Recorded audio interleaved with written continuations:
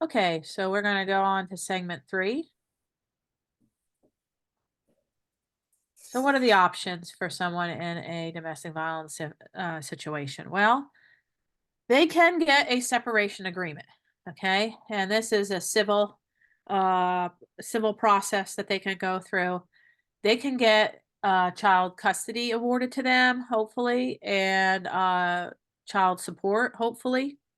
I say hopefully because the courts don't necessarily guarantee that the victim is going to, uh, you know, that they're going to believe the victim. That's the problem with law and the law enforcement. Okay. We, on the other hand, believe the victim. We don't ever not believe. Okay. That's not our job to judge, but in the court of law, it is their job to judge. So that's a problem. Equitable distribution, another problem. Okay, because if the person chooses to leave and file, say for separation, you got to think that this abuser is not going to be happy. So they may go out of their way. And if they have the money, they're going to get a better lawyer. A lot of things it's going to get ugly. It's just the bottom line. It's not going to be something that is done peacefully. So, of course, she can ask for alimony. But during the process, even before the process, but during the process mainly, because she wants she wants to leave. Okay, she's left. She made up her mind, she's leaving. But the abuser won't let her go. He does things like stalking. He does things like mainly stalking, we'll say. Okay, so she can go out and get a protective order, and that's a 50B. Okay, and a protective order. I went to the site here, the North Carolina courts, and it tells us how to get a protective order. All right. And so it tells us what domestic violence is, what resources are out there. It gives the National Domestic Violence Hotline, which we all know about that now. It says, what is a domestic violence protective order? It is a court order that requires the perpetrator of domestic violence to stay away from the victim. The law enforcement can arrest a perpetrator on the spot for violating the order. In North Carolina, a permanent protective order can last up to 1 year. And they see how they put the word permanent in quotes. But can be renewed for up to 2 years at a time. Okay? Goes over some terms like plaintiff and defendant. Is a domestic violence protective order like a criminal conviction? It is not a criminal conviction and does not appear on a defendant's criminal record. However, all documents filed in the case are reported. A defendant can be arrested and criminally charged for violating a domestic violence protective order. Okay.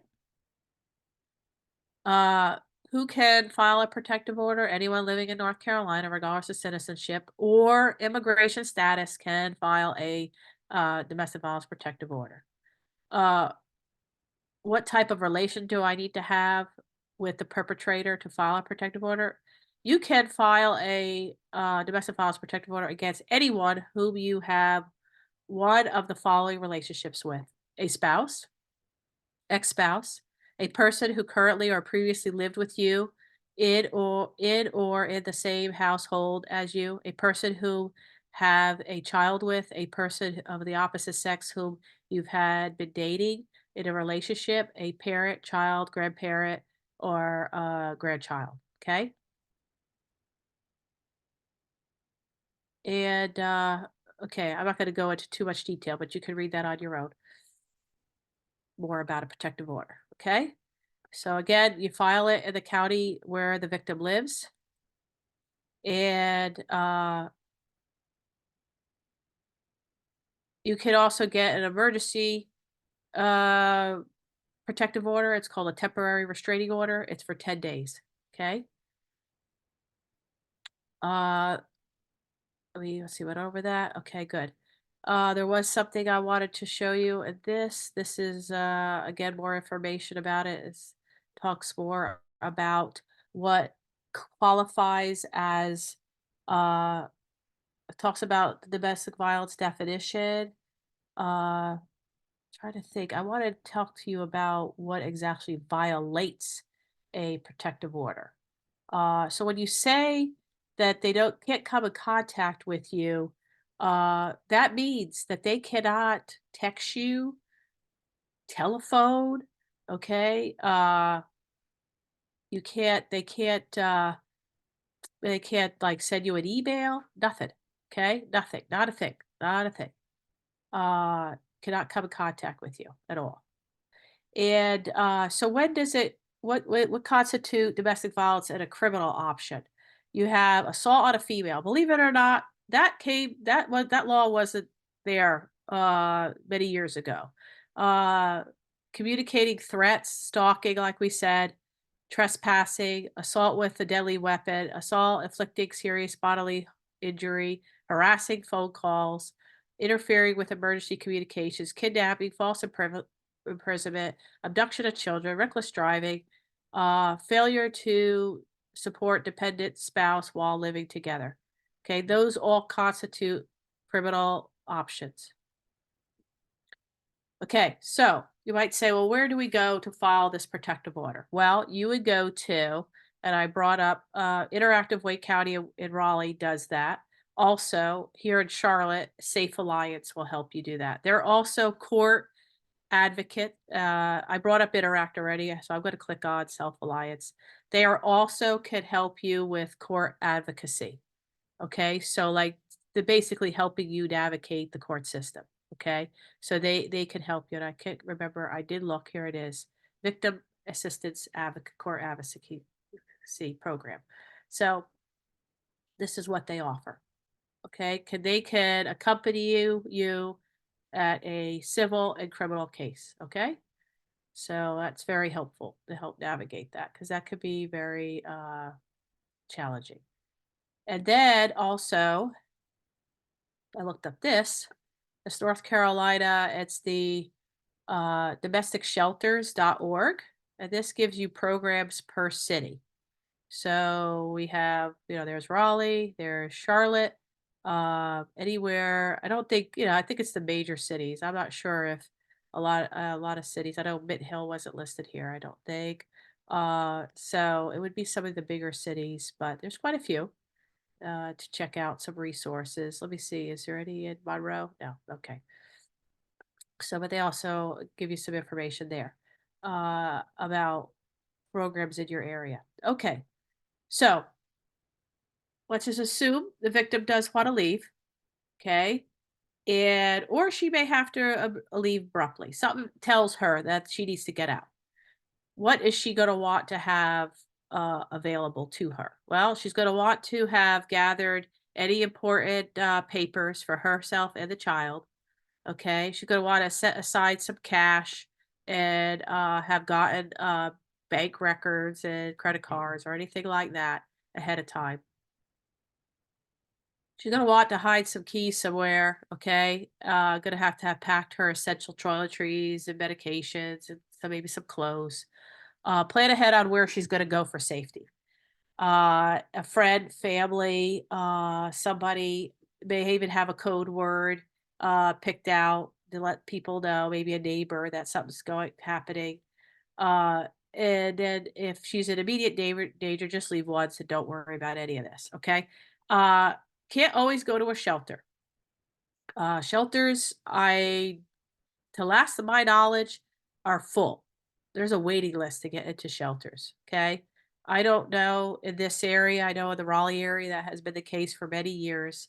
Uh, the ministry I was a part of at St. Michael's previously, we actually solicited hotels in the area to give victims a night uh, free or two, so that they can at least get their get out of the situation, get out of immediate danger, and figure out what their next plan is going to be. Okay, so we could do that too. We'll do that again. So yeah, shelters aren't always available. There's waiting lists. So really, the best advice would be a friend, a family member, something like that. Okay. And we would not take them in individually. That wouldn't be something I'd recommend. Okay.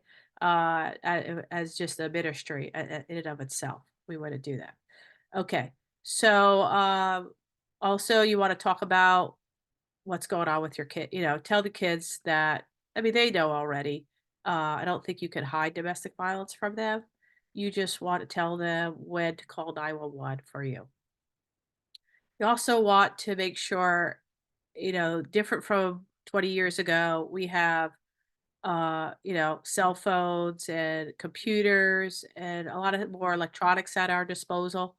Want to make sure that you tell the victim to clear out any cookies or where they've been. And if I could go to one of the sites there, I'll show you. It has a click this to escape, meaning that, in case quickly, the abuser may be around the corner and the victim doesn't know that, they want to quickly get out of what they were looking at on the home computer. Okay. So best to use resources at a library or somewhere else. Okay.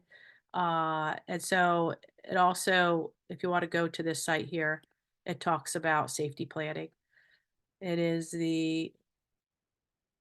it's the Advocacy Education Community. It's DVCC. It's Domestic Violence Crisis Center. And it talks about safety planning, what to do. Obtain a new cell phone. This is more like after you leave, I would think. Obtain a new cell phone. You wouldn't want the same number again. That kind of would help with cutting the ties and making sure you're not going to get harassing phone calls or texting. Change your routine. Don't have the same routine. Changing locks and installing security systems again after you leave. There's so many things you want to do. Determine ways to keep your child safe. Things like that. So that's more afterwards, but this is like more of the process here. And the other thing you want to do is modern day safety planning. So this talks about, you know, uh, it talks more about changing your passwords and your PIN numbers, and also be aware like baby monitors could hear things. You can pick up things. I know you can pick up conversations sometimes on a baby monitor from neighbors, things like that. And stuff like that. And security, say you have a security system on your home, maybe changing that PIN number, things like that. More things that you have to think about. Okay. Now, this part here goes into domestic violence and its potential effects on children, which, like I said, first of all, they're going to know what's going on, even if you don't tell them. Okay. Uh, if a victim doesn't decide to say anything, they're going to feel the effects of it. And some of it could just be even as just guilt and shame, maybe depressed, self blame. I caused this, I did something to cause it. Uh, Maybe they've listened to their parents complain to them. They may act out. We went over these. They have very extreme emotional behaviors. Could have mood swings. Could have rigid defenses. Refusal to go to school. Could be things the way that they act out. Uh, don't know how to set their own limits, like we talked about. We went over quite a bit of this. We're gonna kind of go over it again, so you'll hear it over and over again. Socially, they may be isolation from friends, family, relatives. Sometimes they have relationships that end abruptly. Excessive social life. Maybe they don't want to be around being at home, want to be with other people, never want to bring friends over. That's probably the biggest thing. Is they just never want to bring people over to the house. Like no, no, don't go to. Let's go to your house.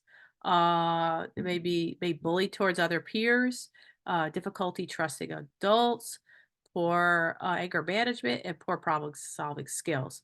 What are some of the physical symptoms? They may have headaches. They may have stomach ache, nervous, anxious, short attention span, ADH, maybe misdiagnosed as ADD, ADHD, poor hygiene, self abuse, eating disorders, all kinds of things, unfortunately. Uh, and this site here doesn't want to come up. Come up. Okay. This is from the North Carolina Coalition Against Domestic Violence, not to be confused with the National Coalition Against Domestic Violence. I thought this site was good because it actually breaks down like a newborn to 5-year-old. What are going to be some of their behaviors that they're going to exhibit if there's domestic violence? It could be sleeping problems, eating disruptions, lack of responsiveness, withdrawn, intense separation anxiety, inconsolable crying, developmental regression, intense anxiety, increased aggression and impulsive behavior. Now, if you have a baby that's colic and cries all the time, obviously there's a reason for it other than that. So, again, it's putting the pieces of the puzzle together. It's not one piece, it's the whole puzzle or a good part of the puzzle. Ages 6 to 11, nightmares, could have sleeping disruptions, maybe they're sleepwalking, aggression towards peers, difficulty concentrating, completing tasks, withdrawn, emotional numbness, school avoidance, or truancy from 11 to 12. Ages 12 to 18, school failure, impulsive, reckless behavior, school truancy, substance abuse, runaway, involvement in violence, depression, anxiety, withdrawn, and I will add school shootings because that's how I feel.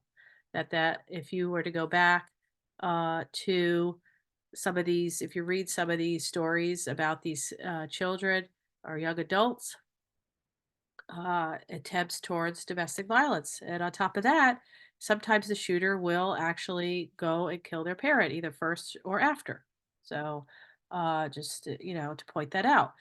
Number associated with the numbers that associate domestic violence and effects on children. Okay. This is a really broad statistic, the first one. I mean, okay, even if we'll just go on the low spectrum, it says it's an estimated between 2.3 million children are exposed to domestic violence each year in the United States. Okay, so I mean, it says up to 10 million. It's a very broad, I think, spectrum. We could probably see a little bit more defined here shortly. 50 to 70% of men who assault their partners also abuse children. When a child is killed during a domestic dispute, 90% are under 10. Wow. 56% are under 2 of age. More than 15 million children in the United States live in homes in which domestic violence has happened at least once. There you go. That's better. Not a better statistic, but just better. I just like it. It's more defined than that other one. We could really see that. Okay, these children are at greater risk for repeating this cycle as adults by entering into abusive relationships or becoming abusers themselves. For example, a boy who sees his mother being abused is 10 times more likely to abuse his female partner as an adult. A girl who grows up in a home where her father abuses the mother is 6 more times as likely to be sexually abused as a girl who grows up in a non abusive home. Okay. And this is from the effects of domestic violence. I found this on the women's health .gov. It talks about the effects. It talks about the short-term effects of domestic violence on children, the long-term effects about abuse. Can children recover from witnessing experience of domestic abuse? Yes. Is it challenging? Yes. Okay, but it can happen. How could I help my child recover after witnessing experiencing abuse? Is it better to stay in an abusive relationship rather than raising my child as a single parent? Hard questions, right? How can I make myself and my child safe right now if I'm not ready to leave? Okay. So these are just some more questions that are available and resource for us to be able to get help for the victim. Children develop a core of how they think, feel, and act within the first 33 months of their life. An abu an abu an abuser's behavior can actually disrupt typical development during these years. Wow. Wow. And you think they're just just very small, right? Okay, so emotional reactions. We've kind of went over this already, but we'll go over them again. Responsibility, anxiety, guilt, grief, oblivience, uh, fear of abandonment, need for adult attention, transfer of anxiety from mother to child. These are some of the reactions of children to domestic violence. Okay. So, what should a child be granted if we were looking at an ideal world? Every child should be the right, have the right. It's called the Bill of Rights of children. Have the right to be yourself, to choose your friends, to walk away from a friend if you need to ask for help, to make your own decisions, to share your feelings with others, good to think good thoughts and about yourself and others, to dislike someone's behavior, including your parents. Enjoy your child. Put yourself first. Learn how to take care of yourself. Feel whatever you feel. Grow at your own pace. Accept that there might be a problem at your home. Learn how to laugh and to be kind and be a person you want to be. Feel good about yourself. Like yourself. Love yourself. I actually found this online. It's actually looks like a court document because it says First Focus Campaign for Children, Children's Bill of Rights. And it was, I guess, made in October of 2015. And it talks about just that. And basically, the big thing I see is the first thing, the right to be free from all forms of physical, psychological, sexual abuse, and neglect. And to right to a safe and healthy environment and the appropriate medical treatment, including therapeutic care for behavioral health. Okay. So, and this goes over even more of the different rights. Okay. Of course, a good education, that would be good, or at least an education of some sort. Okay. Ways to cope with children, ways to help children cope with domestic violence. Okay. So, and a lot of these are going to be exactly the same thing we need to do with the victim, right? We want to tell the children and the victim it's not their fault. Okay. They did not do anything to cause the violence. If anyone says that, that's really we're re-victimized. It's they're being re-victimized. Okay. So we don't want to tell them they caused that. Okay. Teach the child that he or she cannot control the violence. And encourage the child to talk about the violence, especially with a trained professional. Reassure the child that she is loved or he is loved and is an important person. Accept the child's feelings and reactions related to domestic violence. Encourage the child to get involved in sports and activities. Teach the child the appropriate relaxation techniques and remind the child that he or she can choose whether to be violent when he or she grows up or not to, basically, not to be violent. Okay. So, get their feelings on the situation. Let them talk, let them listen, encourage them to get involved in other different activities that promote healing, okay? And that they are children of God, okay? And we all are. We're all children of God, and God does matter, and God is there for them, okay? And to rely more on their faith too, to get them through. Uh, Recognizing and reporting child abuse, we kind of went through that already, so I'm not going to go over it again. So we've already seen that. We're going to skip that part. Okay. So this we also went through too, a little bit different. This basically takes a little bit more extreme. Let's just take it to the next level. We have almost adult children, and what they might be doing is, quitting school, refusing to bring friends home, like we said, destroying property, unable to communicate feelings, immature, maybe have severe acne, physical abuse in relationships, beating their mother, and abusing alcohol and drugs. That's taking it one step further. Now, not to say that someone has severe acne is because they're experiencing abuse at home or there's domestic violence in the home doesn't necessarily mean that. That's not just one thing. Like I said, we can't just take one thing and kind of go with it. Not gonna work. Okay, this is an old statistic, but just a reality check.